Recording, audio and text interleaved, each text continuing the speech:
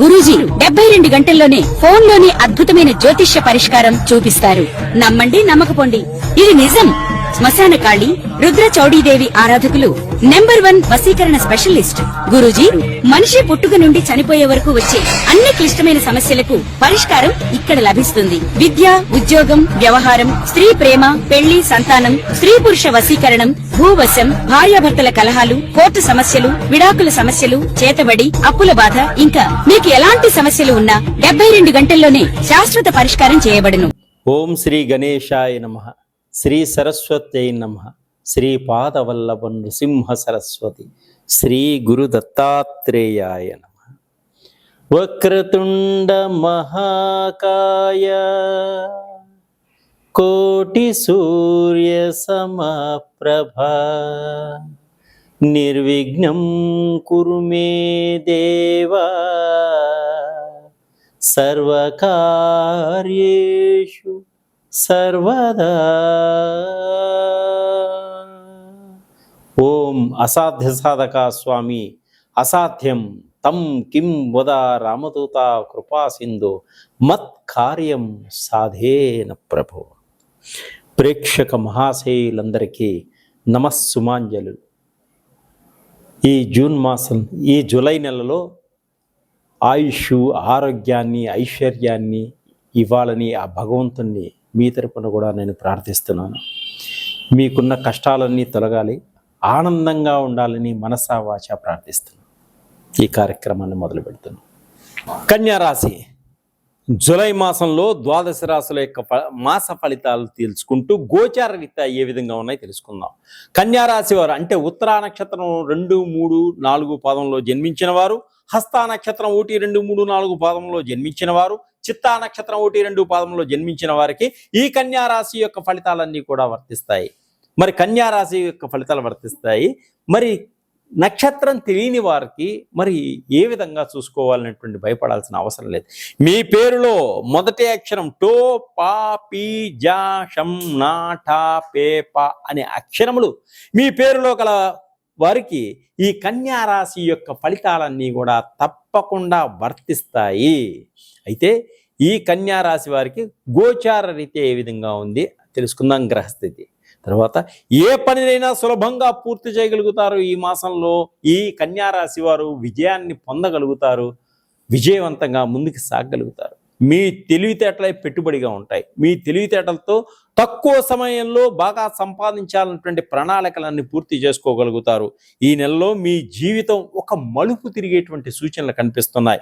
నిరుద్యోగులకు ఉద్యోగ అవకాశాలు వచ్చేటువంటి సూచనలు కనిపిస్తున్నాయి. విదేశాల్లో ఉండి ఉద్యోగం కోసం ప్రయత్నం చేస్తున్న వారికి ఉద్యోగాలు వచ్చేటువంటి అవకాశాలు కనిపిస్తున్నాయి. ఆగిపోయినటువంటి వివాహాలన్నీ కూడా ముందుకు సాగుతాయి. ప్రేమ వ్యవహారాలన్నీ కూడా పెద్దల యొక్క సహాయ సహకారాలతో ముందుకు సాగేటువంటి సూచనలు కనిపిస్తున్నాయి. విడిపోయినటువంటి ప్రేమికులు కూడా ఈ మాసంలో కలుసుకుంటారు. మానసిక ఒత్తిడి ఎక్కువగా ఉంటుంది. శరీరం సహకరించకపోవచ్చు, కానీ కొంత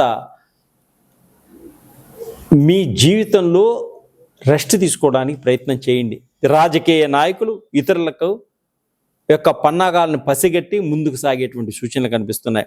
భార్యాభర్తలు ఒకరికొకరు అర్థం చేసుకుంటారు. మొండి బాకీలన్నీ తీర్చగలుగుతారు. కుటుంబ సభ్యుల కొరకు ఖర్చు పెడతారు. కుటుంబ సమస్యలన్నీ పరిష్కరించుకోగలుగుతారు. కాంట్రాక్ట్ ఎంప్లాయీస్ అందరికి కూడా కొంత భాగం మంచి జరిగేటువంటి సూచనలు కనిపిస్తున్నాయి ఈ నెలలో. అంటే పర్మనెంట్ అయ్యేటువంటి సూచనలు కనిపిస్తున్నాయి.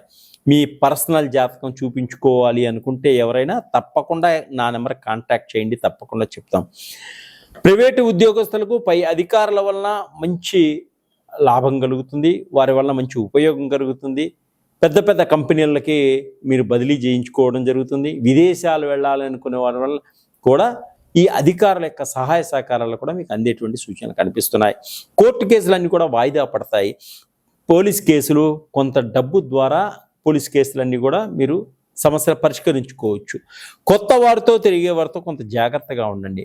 మీ రహస్యాలు చెప్పకండి. శత్రువులపై విజయాన్ని సాధిస్తారు. విజయవంతంగా ముందుకు సాగుతారు. పుణ్యక్షేత్రాలను కూడా కుటుంబ పరంగా అందరూ కలిసి వెళ్ళడం జరుగుతుంది. విహారయాత్రలు చేస్తారు. మంచి మంచి అవకాశాలు పొందగలుగుతారు. విద్యార్థులు సమస్యలు అన్నీ కూడా తొలగిపోతాయి, శాంతియుతంగా ముందుకు సాగలుగుతారు. రావలసినటువంటి ఆస్తులన్నీ కూడా, మీ భార్య తరపున వచ్చేటువంటి ఆస్తులన్నీ కూడా, అత్తమామల నుంచి వచ్చే ఆస్తులన్నీ కూడా తప్పకుండా మీకు వస్తాయి. అలాగే తండ్రి తరపు నుంచి రావాల్సినటువంటి ఆస్తిపాస్తులన్నీ కూడా మీకు వచ్చేటువంటి సూచనలు ఉన్నాయి.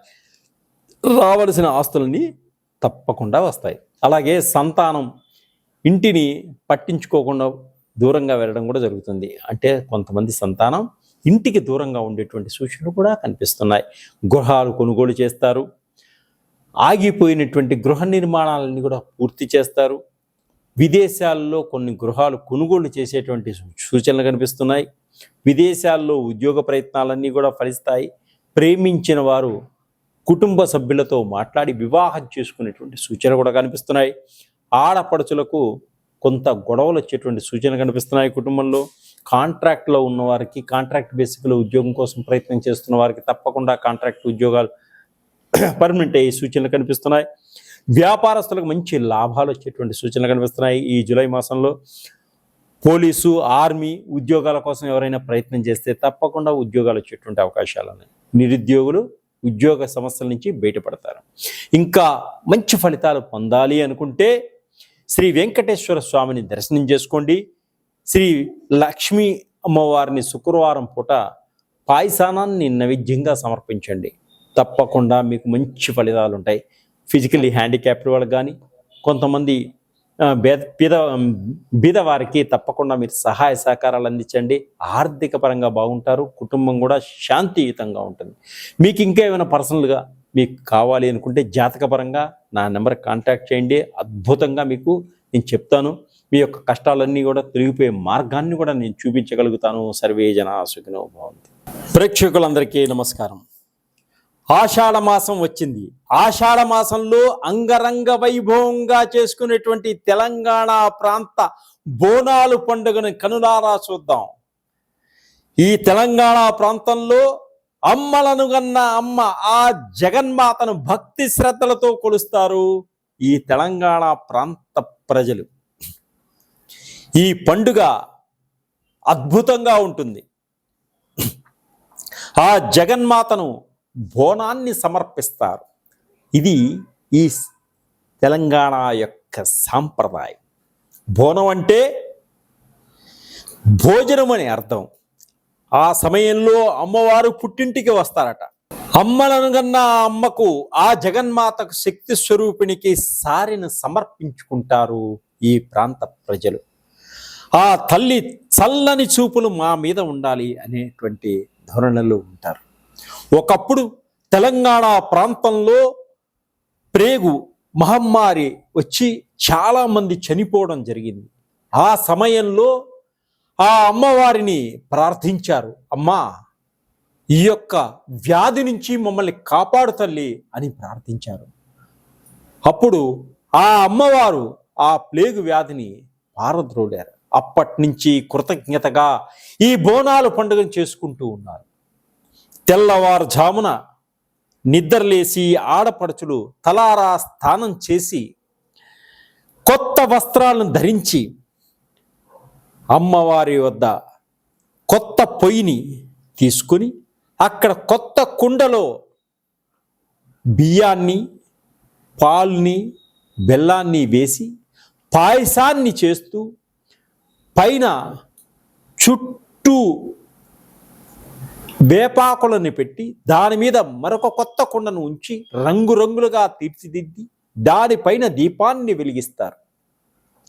అలా వెలిగించిన దీపం తోటి ఆ కుండలని తలపై ధరించి అమ్మవారు ఉన్నటువంటి గోలుకొండ కోటకు బయలుదేరతారు. గోల్కొండ కోటలోని జలదాంబిక ఆలయంలో మొదలైనటువంటి ఈ యొక్క బోనాలు సికింద్రాబాదు, ఉజ్జయిని, మహంకాళి, లాల్ దర్వాజా, సింహవాహిని ఆలయాల్లో పలు ప్రాంతాల్లో సాగుతాయి. అక్కడికి వెడతారు ఆ ప్రాంతాల్లో ఉన్నవారు.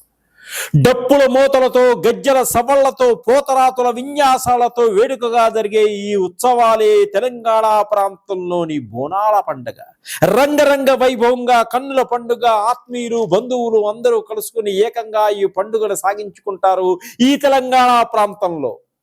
ఈ పండుగ దుష్ట శక్తులను పారదోడుతుందని, మరియు సమాజ శ్రేయస్సు కోరుతుందని నమ్మకం. బోనాలు పండుగ మహిళలు ఎక్కువగా పాల్గొంటారు. మహిళలు బోనం తయారు చేసి ఆ కుండ తలపైన అమ్మవారికి సమర్పించేదాకా వాళ్ళు ఉపవాసం ఉంటారు. అమ్మ దగ్గరకు వచ్చి అమ్మకి సమర్పించి ప్రసాదాన్ని స్వీకరించుకుంటారు.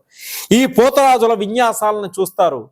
తర్వాత బోనం ఎత్తుకున్న తర్వాత వీళ్ళు చేసేటువంటి నృత్యాన్ని అద్భుతంగా ఉంటుంది. ఈ బోనం ఎత్తుకున్న వారి యొక్క నృత్య సముదాయం డప్పుల చప్పుళ్ళ యొక్క నాదానికి అడుగులు వేసుకుంటూ అంబాబై నాదే అనుకుంటూ రకరకాల జానపద గేయాలతోటి విన్యాసాలు చేసుకుంటూ అందరి మనసును ఆహ్లాదకరాన్ని పరుస్తూ ఉత్సాహంగా ఉల్లాసంగా ముందుకు సాగుతుంటారు. శివశక్తి విన్యాసాలతోటి డప్పుల చప్పులతోటి ఈ ముందుకు సాగుతూ ఉంటారు ఈ ఆడపడుచులు. హైదరాబాద్లో సికింద్రాబాద్లో జరిగేటువంటి జాతరల్లో భవిష్యవాణిని కూడా తెలుసుకోగలుగుతారు వీరు. అలాగే నెల రోజుల పాటు సాగే ఈ బోనాల పండుగ ఆనందదాయకంగా ఉంటుంది, కన్నుల పండుగ ఉంటుంది. ప్రతి వారికి కూడా ఈ బోనాలు చేసుకోవాలన్నటువంటి ఆశ ఆహ్లాదం కలుగుతుంది. మనసులో ఉన్న కోరికని అమ్మవారి చెప్పుకొని ఆ కోరిక తీరిన తర్వాత ఈ బోనాల పండుగ చేసుకోవడం జరుగుతుంది. ఇది తెలంగాణ ఆచారంగా సాంప్రదాయంగా ఉంటుంది. ఇది బోనాల పండుగ.